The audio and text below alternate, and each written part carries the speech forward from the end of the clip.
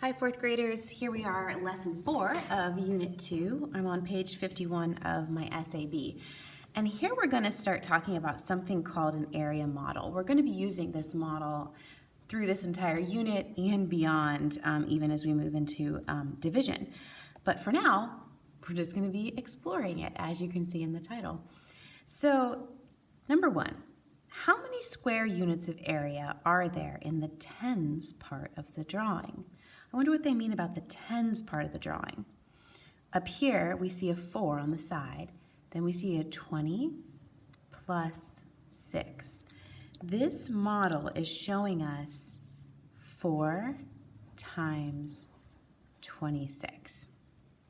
Can you see it? There's the 4 times 26. Excuse me.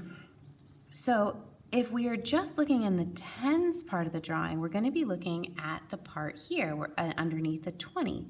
So 4 times 20 equals 60. There are 60 square units in the first part.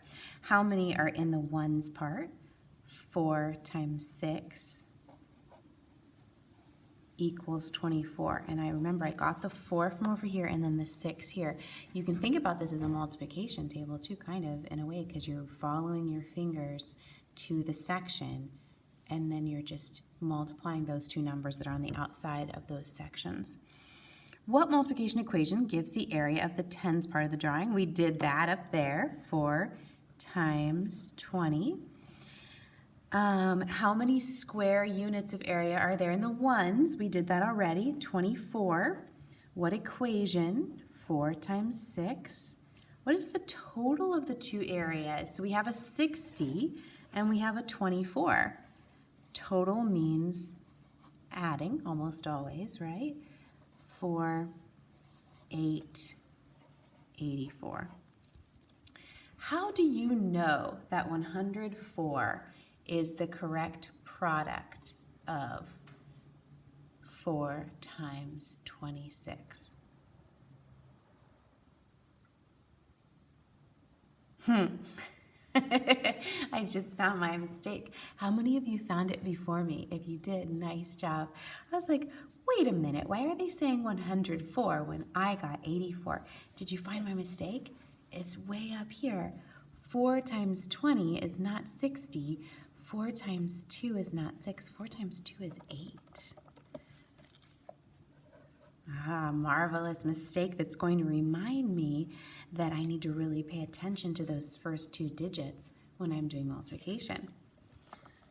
I love it when I make mistakes because, yeah, I have to go back and correct it and everything, but at the same time, while I'm correcting it, it's really cementing in my head that I need to watch out for that next time, and hopefully I will.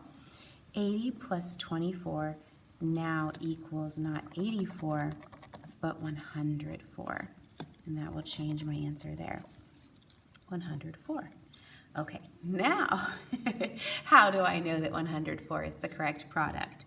I could say I know it because 4 times 20 equals 80, 4 times 6 equals 24, and when I add those two together, I get 104. I could say something like that. You don't have to write anything in there right now, but know that you might have to type something like that for your online assignment.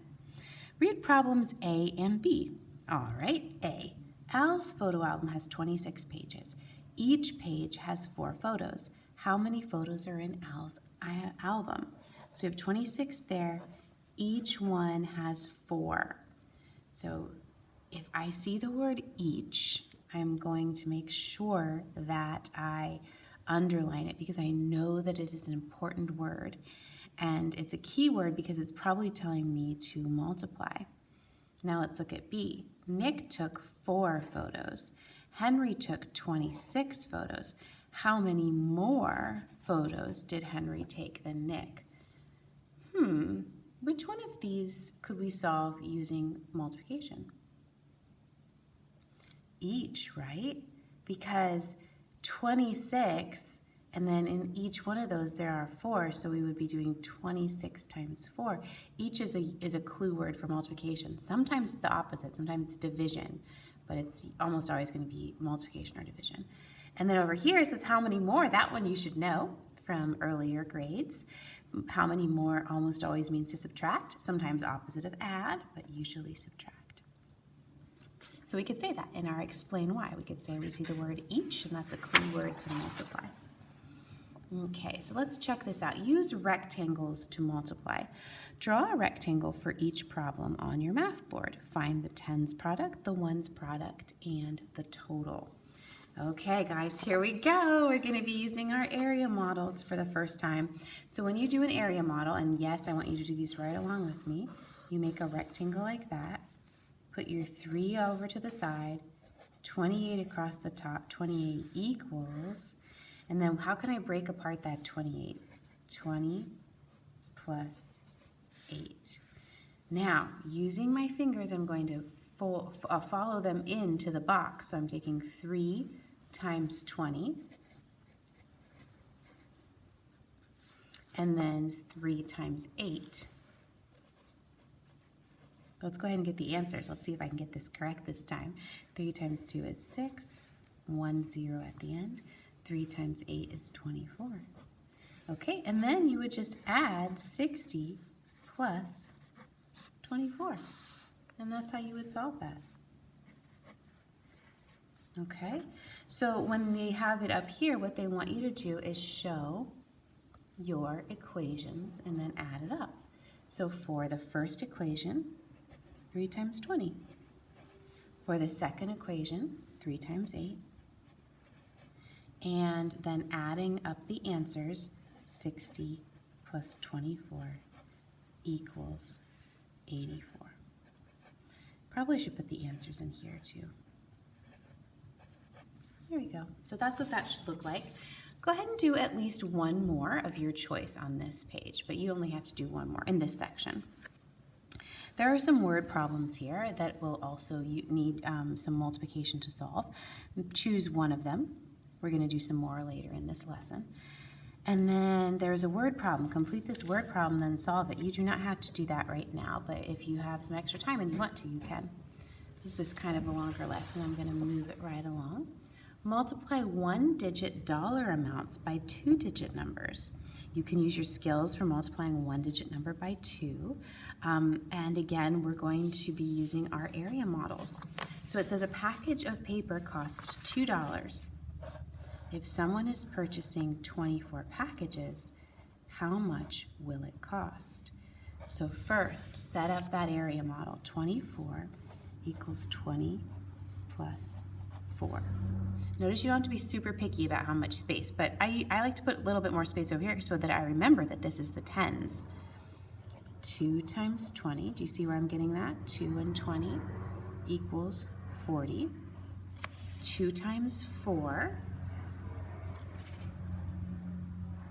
equals 8, and then 40 plus 8 equals 48.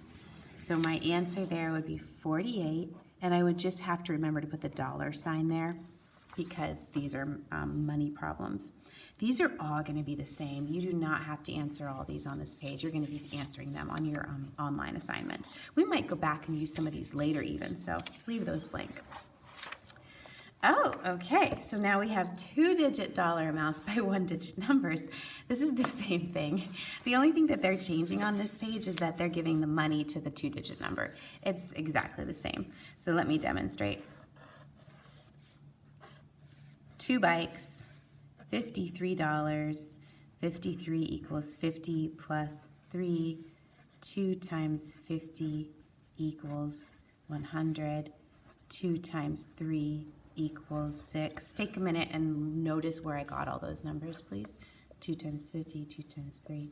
And then 100 plus 6 is 106. I can do that one in my head. So I know that the answer is 106. And again, they're looking for money in the answer, so $106. And that brings us to the end of lesson 2-4. You do not need to finish all these problems. Just go ahead and do your online assignment. Thank you.